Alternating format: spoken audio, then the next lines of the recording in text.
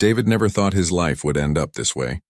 At 34 years old, he lived in a quiet apartment on the 7th floor of a building that always smelled like someone's cooking from down the hall. The kind of smell that reminded you other people existed, even when you spent most of your time pretending they didn't. Every morning started the same. The alarm would go off at 6:30. He'd hit snooze once, maybe twice, then drag himself out of bed. The apartment was small. Just a bedroom, a living room that doubled as his home office sometimes, and a kitchen barely big enough for one person. The walls were still that boring beige color they'd been when he moved in 3 years ago. He kept telling himself he'd paint them someday, maybe blue or gray, something different. But the paint cans he'd bought sat unopened in the closet, gathering dust. His job wasn't terrible.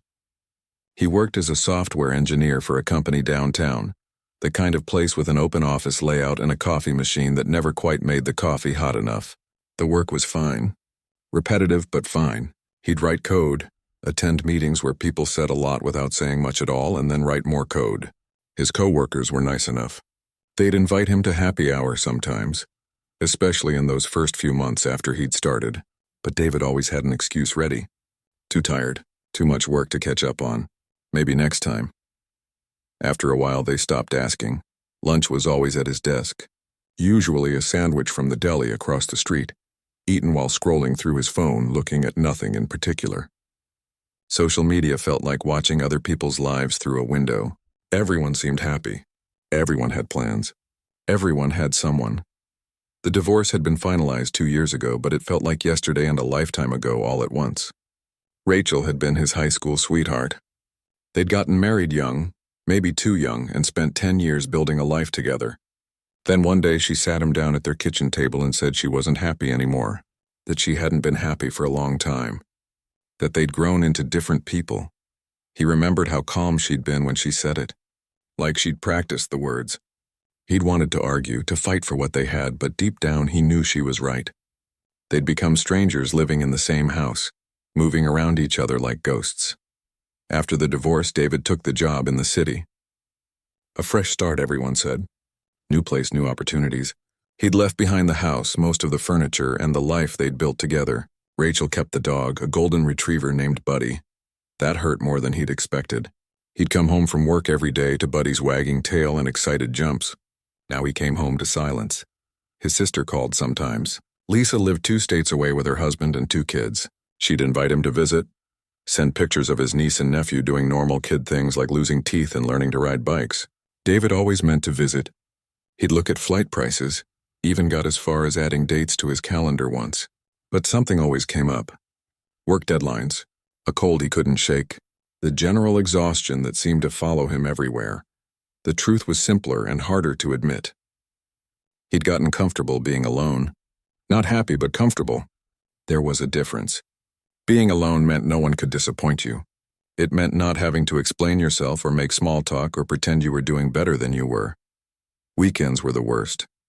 During the week, work gave him structure, a reason to get up and shower and put on clean clothes. But weekends stretched out empty and endless. He'd sleep late, wake up to an apartment full of quiet and wonder what to do with himself. Sometimes he'd go to the grocery store just to be around people. He'd walk the aisles slowly, reading labels on products he'd never buy, listening to the sound of shopping carts and crying babies and announcements over the intercom. Other times he'd sit on his small balcony and watch the street below. People walking dogs, couples holding hands, families loading into cars for some adventure. He'd tried therapy for a while. Dr. Patterson was kind, patient, asked good questions. She'd suggested he try new things, join a gym, take a class, volunteer somewhere, all good ideas in theory. David had even looked up volunteer opportunities once. There was an animal shelter that needed help on weekends, a food bank, a literacy program. He'd bookmarked the pages and never went back to them. His apartment reflected his life, minimal, half empty. The furniture was basic, bought cheap when he first moved in. A couch, a coffee table, a TV he mostly used for background noise. The refrigerator held leftover takeout containers, milk that was probably going bad, and condiments he couldn't remember buying. His freezer was full of microwavable meals, the kind you could make without thinking, without caring. In the evenings, he'd come home from work, loosen his tie, and heat up whatever was quickest. Then he'd sit on the couch and flip through streaming services, never quite finding anything that held his attention. He'd fall asleep there sometimes, wake up at 2 in the morning with the TV still on, showing him recommendations based on shows he'd never actually watched. Friends from his old life had tried to keep in touch at first. College buddies who'd send texts asking how the new city was treating him. Married couples he and Rachel used to have dinner with, who'd invite him over awkwardly, trying to include him even though he was now the odd number at the table. But David let those connections fade. It was easier than explaining that he was fine, really, when he wasn't sure what fine even meant anymore. There were moments when he'd catch himself and wonder how it got this bad. Like when he realized he'd gone 3 whole days without talking to another person outside of work emails, or when he found himself looking forward to the grocery store just for the 30 seconds of small talk with the cashier, or when he couldn't remember the last time he'd laughed at something, really laughed. He wasn't depressed, he told himself. Not clinically. He got up every day. He did his job. He paid his bills on time. He was functional. Just because he spent every evening alone didn't mean anything was wrong. Plenty of people lived alone and were perfectly happy. But late at night, in that space between being awake and falling asleep, David knew the truth. He was lonely. Not just alone, but lonely. And he'd built his whole life around avoiding the very thing he needed most. Connection. Someone to come home to. Something to care about besides work and bills and getting through another day. He thought about getting a pet sometimes. A cat, maybe. They were supposed to be independent. Low maintenance. But his lease didn't allow animals, and he'd never bothered asking the landlord about it. Besides, he worked long hours. It wouldn't be fair to an animal. So the days blurred together. Monday felt like Thursday felt like Saturday. The seasons changed outside his window. Leaves fell, snow came, flowers bloomed, and David watched it all from the same spot on his couch, eating the same meals, living the same day over and over again. He didn't know he was waiting for something to change. Didn't know that change was coming whether he was ready for it or not. That one rainy Tuesday in October would split his life into before and after, that he was about to meet someone who'd need him as much as he needed them, but that Tuesday was still ahead of him. For now, David sat in his beige apartment, microwaving dinner for one and telling himself this was enough. The rain started during David's last meeting of the day. He watched through the conference room window as the sky turned dark gray, then almost black. The kind of October rain that came down hard and cold, the type that soaked through your jacket in seconds. By 5:30, when he finally shut down his computer, the rain was coming down in sheets. He stood at the office building entrance, watching other people run to their cars or huddle under umbrellas. He'd left his umbrella at home. Of course he had. David pulled his jacket over his head and made a run for his car in the parking garage. The route home was simple, one he'd driven hundreds of times. Down 5th Street, left on Park Avenue, straight for 2 miles, then right onto his street. 15 minutes on a good day. 20 in traffic, but today wasn't a good day. Construction barriers blocked 5th Street. Orange cones and signs announcing road work detoured traffic onto side streets. David followed the detour signs, irritation building with each turn. The rain made everything worse, drumming on his windshield so hard the wipers could barely keep up. He found himself in a part of the city he didn't recognize well. The old factory district. Buildings that had been abandoned for years, their windows broken or boarded up. Empty lots filled with weeds and trash. Not dangerous exactly, but not somewhere you'd want to be after dark. The GPS on his phone kept trying to recalculate, telling him to turn around, but the one-way streets made that impossible. He had to keep going forward, trusting he'd eventually find his way back to familiar roads. That's when he heard it. At first, David thought it was just the rain or maybe his tires on the wet pavement. But then he heard it again, a sound that made him slow down, made him turn down the radio he'd been using to drown out his thoughts. Crying, or something like it, high-pitched and desperate. He should have kept driving. That's what he told himself later. It was dark, raining. He was in an unfamiliar area and he needed to get home. But something made him pull over. Something made him put the car in park and sit there, engine running, wipers still going, trying to figure out where the sound was coming from. There, to his right, an empty lot between 2 abandoned buildings. Chain link fence half collapsed. Piles of garbage and old furniture people had dumped illegally. And somewhere in all that mess, something was crying. David turned off the engine. The rain immediately seemed louder, pounding on the roof of his car. He sat there for a moment, hands still on the steering wheel, having an argument with himself. This was stupid. It could be anything. Could be dangerous. Could be nothing, but that sound. That desperate, scared sound. He got out of the car. The rain soaked through his shirt immediately, cold water running down his neck. He wished he'd at least grabbed the flashlight from his glove compartment, but he'd already closed the door and he wasn't going back now. The lot was worse up close. Broken glass crunched under his shoes. The smell of rotting garbage hit him. He picked his way carefully around a moldy mattress, an old refrigerator with the door hanging open, pizza boxes dissolving in the rain.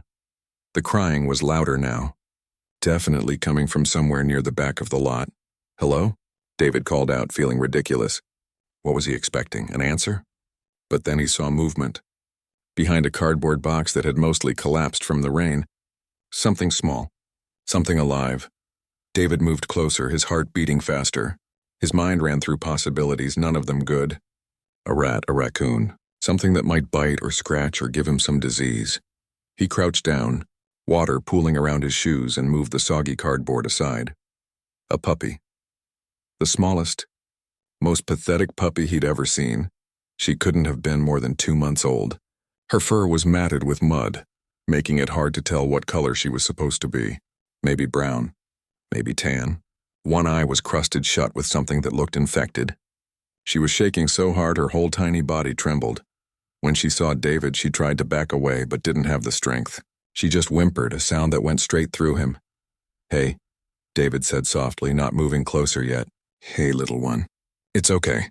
The puppy watched him with her one good eye. She was terrified. And she had every right to be.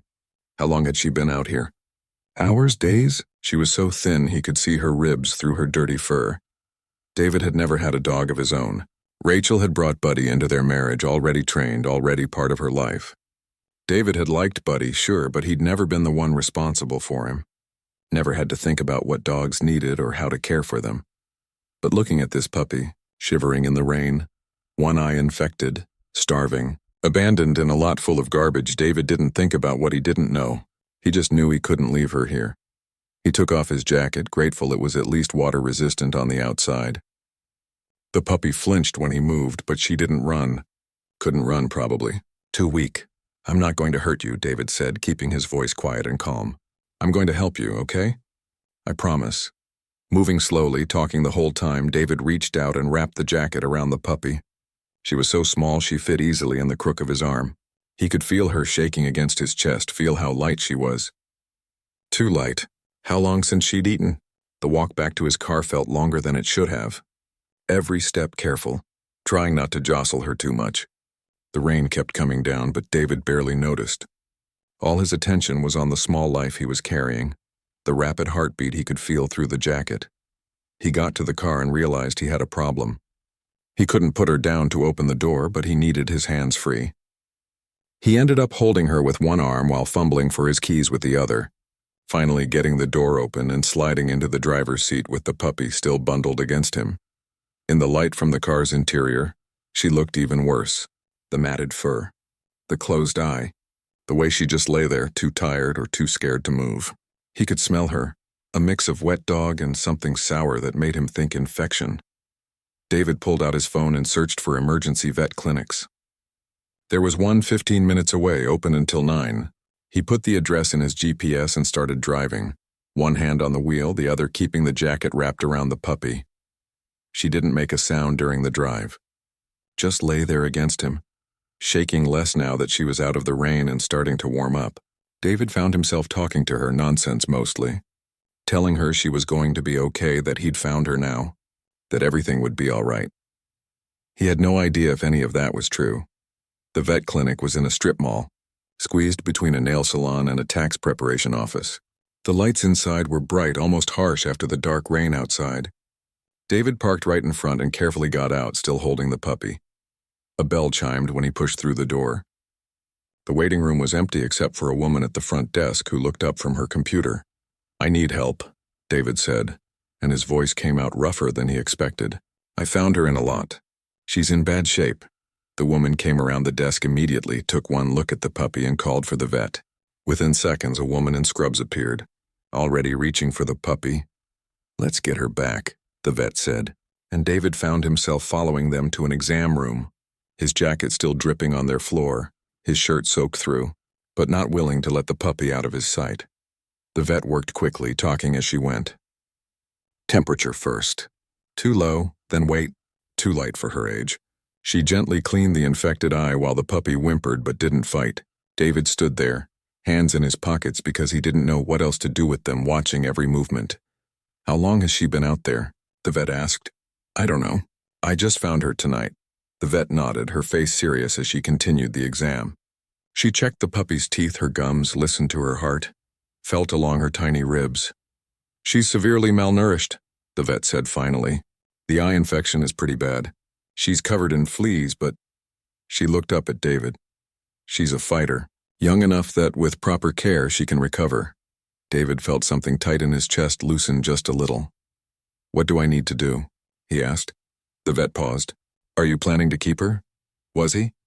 David thought about his apartment, the no-pets lease he'd signed, his long work hours, the fact that he'd never taken care of a dog on his own before. All the reasons this was a terrible idea. Then he looked at the puppy on the exam table, still shaking a little, one eye open, watching him. She'd been thrown away, left to die in the rain, and somehow he'd found her. Maybe that meant something. Maybe it didn't. "Yes," David heard himself say. "I'm keeping her." The vet's office smelled like antiseptic and something sweet David couldn't quite place. He watched as Dr. Kim, the veterinarian, carefully applied ointment to the puppy's infected eye. The little dog barely moved, exhausted from everything she'd been through. "She'll need this 3 times a day for the next 10 days, Dr. Kim explained, holding up a small tube. "And these antibiotics twice daily with food. Speaking of food, she needs to eat small amounts frequently. Her stomach can't handle a big meal right now after being starved. We're talking a few tablespoons every 3 to 4 hours. David's mind raced, trying to calculate his work schedule. Every 3 to 4 hours? Dr. Kim must have seen the panic on his face because she smiled gently. "I know it sounds like a lot. The first week will be intense. But she's young. She'll bounce back faster than you think."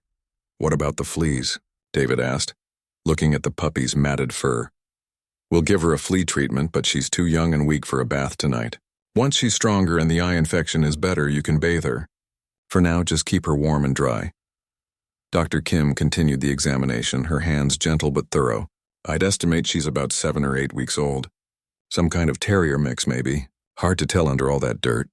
The puppy made a small sound, not quite a whimper, more like a sigh.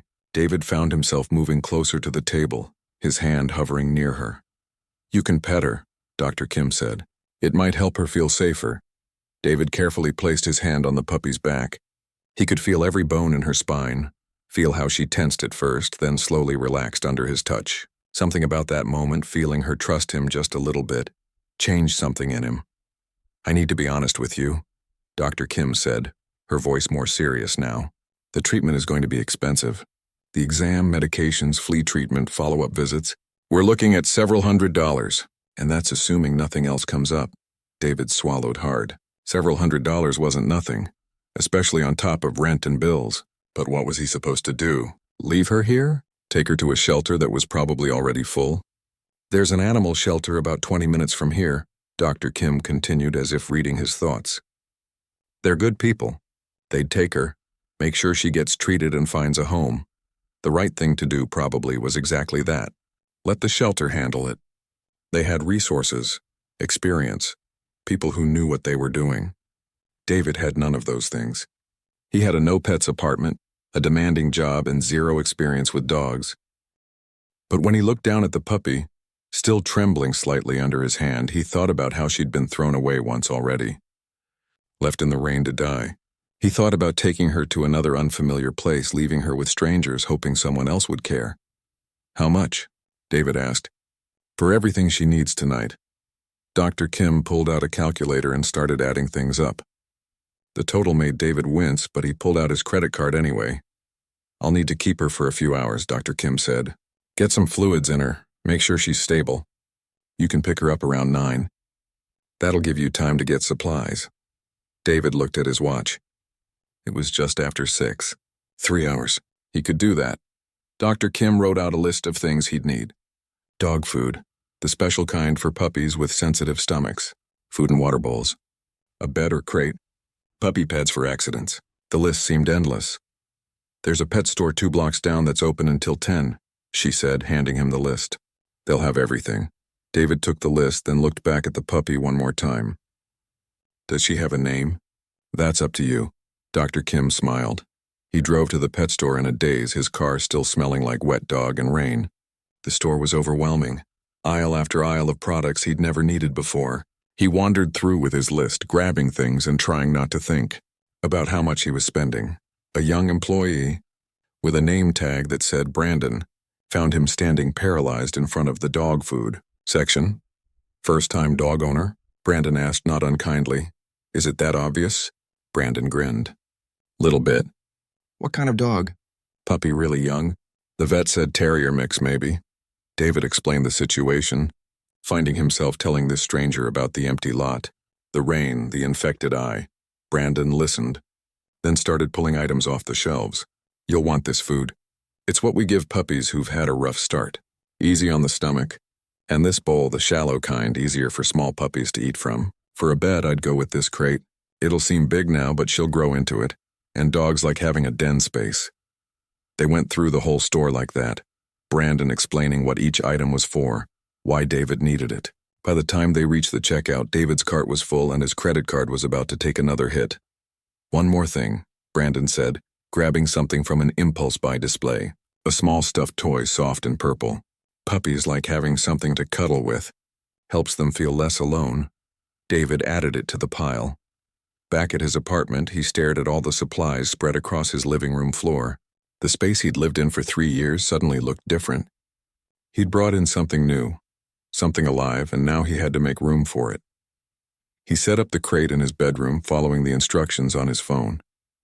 Put the bed inside, added the purple toy, filled the water bowl and set out food, even though he knew the puppy wouldn't be able to eat much yet. Scattered puppy pads near the door. Then he looked at his phone. 8:15. Still 45 minutes before he could pick her up.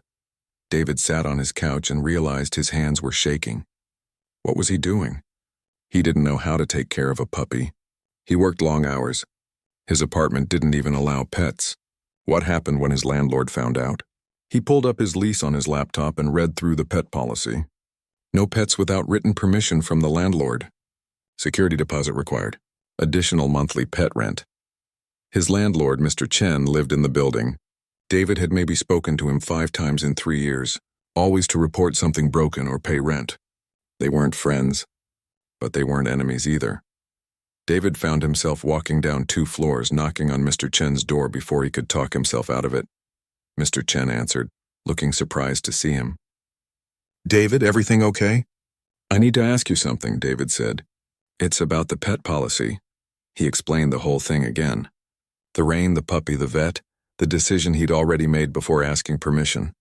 Mr. Chen listened, his face unreadable. You know there's a deposit, Mr. Chen said finally. $500. An extra rent each month. I know. I can pay it. Mr. Chen studied him for a moment. 3 years you've lived here. Never a single complaint. Never late on rent. Never any trouble. David waited. Bring me the deposit tomorrow, Mr. Chen said. And I want to meet this puppy. Make sure she's not going to bark all day and bother my other tenants. Relief flooded through David. Thank you. Really, thank you. At 9 o'clock exactly, David was back at the vet clinic. Dr. Kim brought the puppy out in a small cardboard carrier, along with a bag of medications and instructions. She did great, Dr. Kim said. Ate a little bit of food, drank some water. The fluids helped. She's still weak, but she's stable. David took the carrier, looking through the holes at the small face inside. The puppy looked back at him with her one good eye. Bring her back in 3 days for a recheck, Dr. Kim said. And call if anything seems wrong. Anything at all. The drive home was slow and careful. David kept glancing at the carrier in his passenger seat, hearing the occasional shuffle from inside. When he got to his apartment, he carried the carrier inside and carefully opened it. The puppy didn't move at first, just sat there looking around at this new strange place. Hey, David said softly, sitting down on the floor next to the carrier. "Welcome home." He reached in and gently lifted her out. She was so light, so fragile. He carried her to the crate where the purple toy was waiting. But when he tried to set her down, she whimpered, a sound of pure fear. David ended up sitting on the floor next to the crate, his hand inside so she could see him, feel him. The puppy eventually curled up against his fingers and closed her eye. That's where he stayed for the next 2 hours. Sitting on his bedroom floor back against the bed, hand in the crate, his legs went numb, his back started to ache, but every time he tried to move, the puppy would wake up and whimper. Around midnight, David managed to carefully pull his hand away. The puppy stirred but didn't wake. He grabbed his pillow and a blanket from his bed and made a nest on the floor next to the crate. At 2 a.m, the puppy woke up crying. David fed her just a few tablespoons like the vet said, and she ate hungrily. He gave her the medicine, getting more of it on himself than in her mouth. Then he led her outside on the balcony for a bathroom break, standing in the cold October air in his pajamas, waiting. At 4 a.m, they repeated the whole routine. At 6, David's alarm went off for work. He felt like he hadn't slept at all, which was pretty much true. The puppy was awake, watching him with that one eye. David called in sick to work. First time in the 3 years he'd been there. His boss sounded surprised but told him to feel better. The day became a rhythm of feeding, medicine, bathroom breaks, and sleep. The puppy slept a lot, her small body fighting infection and malnutrition and exhaustion. When she was awake, she'd watch David, still nervous, still unsure. By the 3rd day, something shifted. David was sitting on the floor and the puppy walked out of her crate on her own. Not far, just a few steps. But she came to him, sniffed his hand, and for the first time her tail wagged. Just a little. Just enough. 3 weeks after bringing the puppy home, David stood in his bathroom at 6 a.m, looking at himself in the mirror. He had dark circles under his eyes from broken sleep. His hair was a mess. There was a small stain on his shirt that might have been puppy food or might have been his coffee from yesterday. He looked terrible. But he was smiling. Behind him, he could hear scratching at the bathroom door and a small whine. He'd named her Luna, because that first night, sitting on the floor next to her crate, he'd looked out his bedroom window and seen the moon breaking through the clouds. It had seemed like a sign, though he wasn't usually the type to believe in signs. "I'm coming," he called out, and the scratching intensified. Luna's eye infection had cleared up. Both eyes were open now, bright and curious. She'd gained weight, her ribs no longer visible through her fur. Turned out she was a mix of brown and white, with spots that reminded David of cookies and cream ice cream. She was still small, still had that puppy awkwardness where her feet seemed too big for her body. But she was healthy, and she was everywhere. Into everything. Full of energy that David had not been prepared for. The vet had given Luna her shots and cleared her for walks 2 days ago. "She needs exercise," Dr. Kim had said. Socialization, too. Puppy classes would be good. But at minimum, get her out around other dogs. So on a Saturday morning in early November, David found himself at the local dog park for the first time in his life. Luna pulled at the leash the entire walk there, trying to smell everything, jumping at leaves, barking at a squirrel. The dog park was bigger than he'd expected, a fenced area with separate sections for large and small dogs. David stood at the entrance, watching through the fence as dogs ran and played and their owners chatted in small groups. He almost turned around. Almost went home. But Luna was pulling toward the gate, her tail wagging so hard her whole back end moved. She wanted to play. She wanted to be with the other dogs. David took a breath and went inside. He'd barely made it 3 steps before a golden retriever bounded over, tail wagging, immediately interested in Luna. The puppy dropped into a playbow, barking her tiny bark, and the two of them took off running. First time here? David turned to find a woman about his age, holding a coffee cup, watching the dogs with a smile. She had dark hair pulled into a ponytail and was wearing jeans and a jacket that said Washington Elementary on it. "That obvious?" David asked. She laughed. "I've been coming here for 2 years. I know all the regulars." "You're definitely new." She held out her hand. "Julie, the golden retriever trying to knock over your puppy is Max." "David, and that's Luna." They stood in comfortable silence for a moment, watching the dogs play. Max was being gentle with Luna, adjusting his play style for her smaller size. Luna was fearless, jumping and barking and chasing the much bigger dog. "She's a rescue?" Julie asked, noticing the still visible thinness of Luna's frame. David found himself telling the story. The rain, the empty lot, the vet visit, the 3 weeks of chaos that had followed. Julie listened, really listened, asking questions and nodding in the right places. "That's incredible," she said when he finished. "You basically saved her life." "I don't know about that." "I do. Most people would have driven past, or called animal control and let them handle it." Julie smiled. "You did something good." They talked for another 20 minutes while the dogs played. Julie taught 5th grade at the elementary school. She'd adopted Max from a shelter 2 years ago after her dad passed away. Her apartment had felt too quiet, too empty. Max had helped. "There's a group of us who meet here most Saturday mornings," Julie said. "Regular dog park people. You should come back next week." David found himself nodding. "Yeah, I think I will." The next Saturday he came back. Julie was there with Max, along with 2 other people. There was Tom, a veteran in his 60s with a beagle named Scout. And there were Carlos and Amy, a couple in their 30s with a border collie puppy not much older than Luna. They welcomed David into their group easily, the way people who bond over dogs do. They traded stories about their pets, gave advice about training, laughed at the chaos puppies created.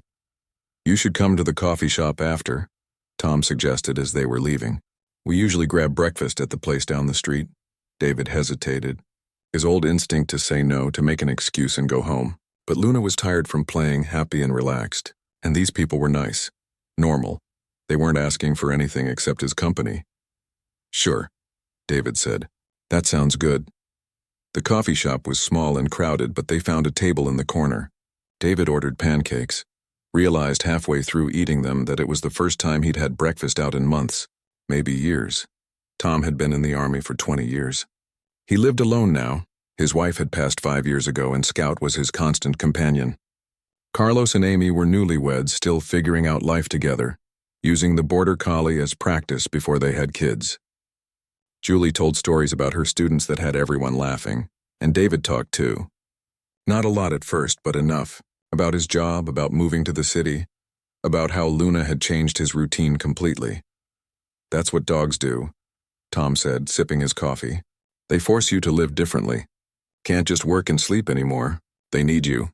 It became a routine. Saturday mornings at the dog park, breakfast after. Sometimes they'd exchange numbers, text during the week about funny things their dogs did.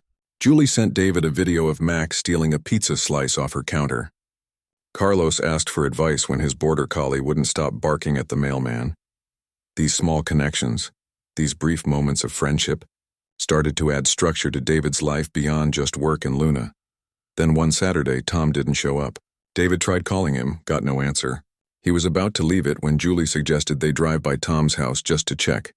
They found Tom in his backyard, embarrassed, with a twisted ankle from tripping over Scout's leash. He'd been there for an hour, unable to get up, his phone inside the house. Carlos and David helped Tom inside while Julie got ice and Amy called Tom's doctor. They stayed with him the rest of the day, taking turns watching Scout, making sure Tom was okay. "You didn't have to do all this," Tom said, clearly moved. "Yeah, we did," Julie replied simply. "That's what friends do. Friends." The word hit David harder than it should have. When had these people become his friends? When had he started counting on seeing them every week? When had their group chat become something he checked every day? After that, the group got closer. They started meeting during the week sometimes, not just Saturdays. Julie invited everyone over for dinner. Tom taught David how to grill on his balcony. Carlos and Amy hosted a movie night where all the dogs piled on the floor together. One evening, Julie and David were walking their dogs together through the neighborhood. It had become a Tuesday thing, meeting after work when the weather was nice. "Can I ask you something?" Julie said. "When I met you that first Saturday, you seemed so alone. Not just physically, but like really alone. What changed?" David looked down at Luna, trotting happily beside him. "Honestly, I found her. Or she found me. I don't know. But taking care of her meant I couldn't just stay in my apartment anymore. She needed walks, needed the dog park, needed other dogs, and that meant I met you guys. Have you thought about reconnecting with people from before? Family?" The question made David uncomfortable, but in a productive way. He had thought about it, especially lately. He'd been looking at his sister's Facebook page, seeing pictures of his niece and nephew. They'd grown so much in the 2 years since he'd seen them. "My sister lives in Colorado," David said. "We used to be close. Used to be. I kinda shut everyone out after my divorce. It was easier to start over than to deal with the questions and the pity." Julie nodded. "And now? Now I think maybe I was wrong. About it being easier, I mean." That night, David called his sister. Lisa answered on the third ring, sounded shocked to hear his voice. "David, is everything okay?" "Yeah," he said, looking at Luna sleeping in her crate. "Actually, yeah. Everything's good. I just wanted to talk, and to tell you I'm sorry." They talked for 2 hours. Lisa cried, which made David cry. She told him about the kids, about her job, about their mom who asked about him all the time. David told her about Luna, about the dog park group, about how different his life looked now. "I want to see you," Lisa said. "The kids ask about their Uncle David all the time." "I want that too." They made plans. Thanksgiving. Lisa would bring the family to visit. It was only a few weeks away, but it felt right. Luna would love the kids, David thought. And maybe it was time to let his family back in. After hanging up, David sat on his couch with Luna in his lap. The apartment didn't feel quiet anymore. His phone kept buzzing with messages from the group chat, everyone sharing pictures of their dogs. Julie had sent him a link to a puppy training class that was starting soon, suggested they sign up together. His calendar, once empty except for work meetings, now had entries. Dog park Saturdays, Tuesday walks with Julie, dinner at Tom's next Thursday. And now, Thanksgiving with Lisa and the kids. 6 weeks ago, David had been living the same day over and over, convinced he was fine with being alone. Then a puppy had whimpered in the rain and everything had changed. Luna shifted in his lap, making small sleeping puppy sounds. David scratched behind her ears and she leaned into his touch without waking up. "Thank you," he whispered to her, for being scared enough to cry out, for being exactly where he needed her to be, for giving him a reason to stop hiding from the world, for showing him that saving her had really meant saving himself. 1 year. That's how long it had been since David found Luna in that abandoned lot, shivering in the rain. Now, on a sunny October afternoon, he stood in his apartment looking at the chaos around him and couldn't help but smile. His sister's kids, 8-year-old Tyler and 6-year-old Maya, were on the floor building a blanket fort with Luna helping by stealing the pillows. Lisa sat on the couch with a cup of coffee, laughing at the scene. Julie was in the kitchen with Tom, arguing good-naturedly about the proper way to make potato salad for the afternoon gathering. Carlos and Amy were running late, texting apologies about traffic. The apartment looked different than it had a year ago. The walls were painted now, a warm gray that Julie had helped him pick out. Pictures covered the formerly bare surfaces. Luna at the dog park, the group at their weekly coffee shop breakfast, David and Lisa's family at Thanksgiving, Tom teaching David to grill, a whole year of life documented and displayed. "Uncle David, watch this," Tyler called out, and Luna immediately jumped through a hoop he'd made with his arms, tail wagging frantically. "Nice one," David called back. "Where'd you teach her that?" "I didn't, she just did it." Luna had turned into a smart, energetic dog. No longer the scared, sick puppy from the lot. She knew commands, loved people, played well with other dogs. The transformation was complete, but really David knew it wasn't just Luna who had transformed. His phone buzzed. A text from his mom. "Call me later. Want to hear about the party?" David's mom. When was the last time before this year that he'd talked to her weekly? Before the divorce, probably. But Lisa's Thanksgiving visit had opened that door again, and his mom had walked right through it. She'd visited twice now. Fell in love with Luna immediately and constantly sent David articles about dog health she found on the internet. Another text, this one from his work colleague Jennifer. "Still on for lunch Tuesday?" Work had changed too. Not the job itself, but David's relationship with it. He'd started eating lunch with people instead of alone at his desk, joined the office softball team, even went to happy hour occasionally. Turned out when you weren't. Exhausted from loneliness, you had energy for other people. "Hey, Space Cadet," Julie said, tossing a dish towel at him. "Want to help in here, or are you just going to stand there grinning?" David caught the towel and joined her in the kitchen. Julie had become his best friend over the past year, though it had taken him months to use that term out loud. They got coffee weekly, walked their dogs together, texted about everything and nothing. She'd been there when David had a panic attack about whether he was doing everything right with Luna. He'd been there when she'd gotten bad news about her dad's estate finally settling, bringing up old grief. "What are you thinking about?" Julie asked quietly while Tom was distracted looking for something in the fridge. "Just how different everything is," David admitted. "A year ago I was eating microwave dinners alone. Now I'm hosting parties." "Good different though, right?" "The best different." The doorbell rang and Luna bolted for the door, barking. The kids scrambled after her. Carlos and Amy arrived with their border collie, Pepper, and suddenly the apartment was even fuller, even louder, even more alive. They'd decided to celebrate. The anniversary of David finding Luna with a gathering at the dog park, followed by a party at his place. The whole dog park group was coming. Some people from David's office, Lisa and the kids who'd driven in the night before. Even Mr. Chen from downstairs who'd developed a soft spot for Luna and occasionally slipped her treats. At the dog park, David stood back and watched the scene. The dogs ran and played, a blur of different sizes and breeds. Luna was in the thick of it, holding her own with dogs 3 times her size. The people were scattered around in small groups, talking and laughing. Tom was showing Tyler how to throw a tennis ball for the dogs. Lisa and Amy were deep in conversation about something, probably kids since Amy was 4 months pregnant now. Carlos was taking pictures, always the photographer. Julie stood next to David, Max sitting calmly at her feet. "You did good," she said. "With what?" "This, all of this." She gestured around the park. "You saved a dog and somehow ended up building a whole community. I didn't build anything. I just started showing up. That's all building is, David. Showing up. Consistently. For people and for yourself." A year ago, David would have made an excuse to downplay the compliment. Now he just said, "Thanks." They stayed at the park until early evening, then headed back to David's apartment. Lisa had made her famous 7-layer dip. Tom brought burgers for the grill. Carlos and Amy contributed fancy cupcakes from the bakery near their house. Julie made her potato salad despite Tom's suggestions. David stood at his little balcony grill, cooking burgers, listening to the sounds of conversation and laughter flowing from inside. Luna was passed out on the couch between Tyler and Maya, exhausted from the dog park.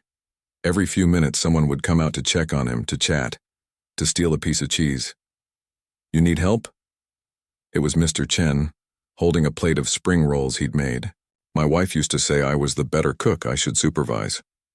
David laughed and made room at the grill. They cooked together in comfortable silence for a while before Mr. Chen spoke again.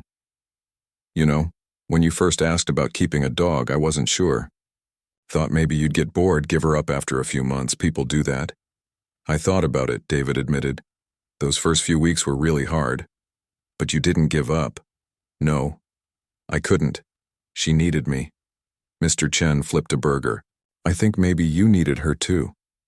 It was such a simple observation, but it hit David right in the chest. Because it was true. He'd needed Luna just as much as she'd needed him. Maybe more. The party went late. The kids finally crashed around, 9 curled up in the blanket fort they'd built earlier with Luna between them. The adults migrated to the living room and balcony, conversations flowing easily. Tom told stories from his army days. Carlos showed everyone photos from his recent photography project. Amy talked about baby names, asked for suggestions. Lisa pulled out pictures from when David was a kid, embarrassing him thoroughly while everyone laughed. Around 11, people started heading home. Tyler and Maya were carried to the car, still mostly asleep. Tom left with Scout, mentioning he had an early morning. Carlos and Amy headed out, Pepper tired from playing all day. Soon it was just David, Julie, and Lisa cleaning up. "Today was perfect," Lisa said, wrapping leftover 7-layer dip. "The kids had so much fun. Luna is wonderful, your friends are wonderful. David, I'm so proud of you." "For what? Adopting a dog? For letting people back in? For building this life? For being happy again?" Lisa hugged him tight. I missed my brother. I'm glad he came back. After Lisa went to bed in David's room, he'd insisted she take it while he'd take the couch. David and Julie sat on the balcony with the last of the coffee. Luna was sprawled at their feet, snoring softly. Max was curled up next to her. Your sister's right, you know, Julie said. You're different than you were a year ago. So are you, David pointed out. You smile more, seem lighter. We've been good for each other. This whole group has. They sat in comfortable silence, the kind that only exists between people who've become real friends. The city stretched out below them, lights twinkling in the darkness. Can I tell you something? Julie said. That first day at the dog park when you showed up with Luna, you looked so lost. Like you weren't sure you should be there. I almost didn't say anything. Why did you? Max made the decision for me. He ran right to Luna and I had to introduce myself. But I'm glad he did. You've become one of my best friends. Same, David said quietly. His phone buzzed.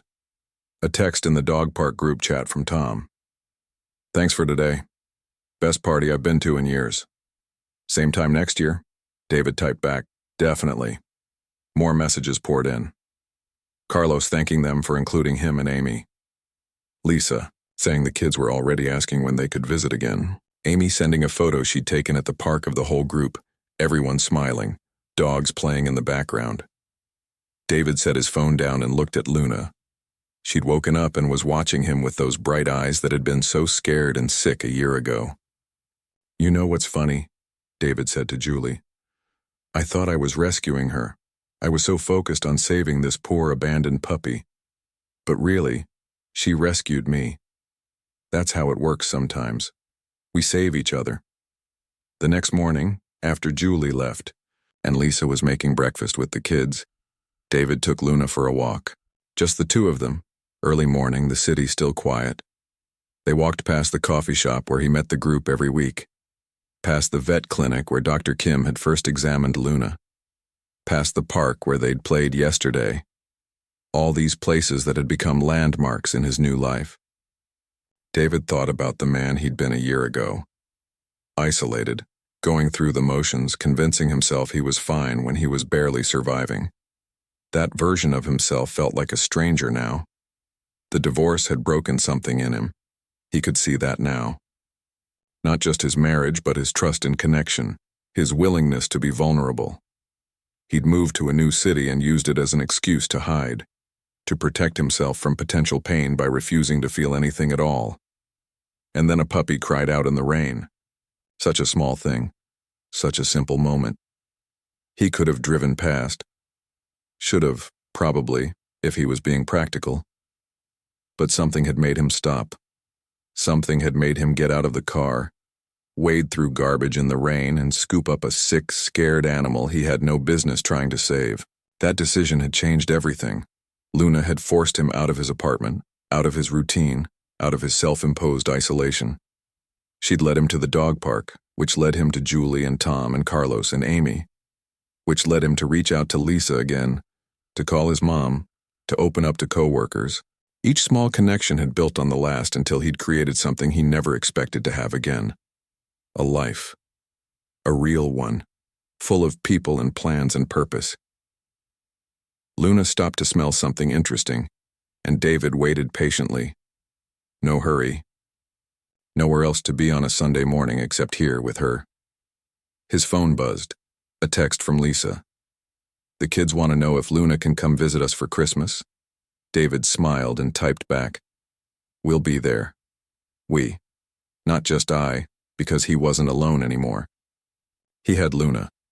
He had his family, reconnected and stronger than before. He had his chosen family, the dog park group that had become essential to his weekly routine.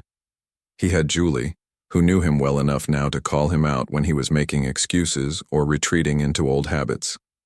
He had a life that felt full instead of empty, loud instead of quiet, connected instead of isolated, all because one rainy Tuesday in October he'd taken a wrong turn and heard crying in an abandoned lot. Luna looked up at him, tail wagging, ready to continue their walk. David scratched behind her ears, that spot that still made her lean into his hand with complete trust. Come on, girl, he said. Let's go home." And as they walked back toward his apartment where his sister and niece and nephew were waiting, where his calendar was full of plans and his phone was full of messages from people who cared, David realized something. He was home. Really home. For the first time in years.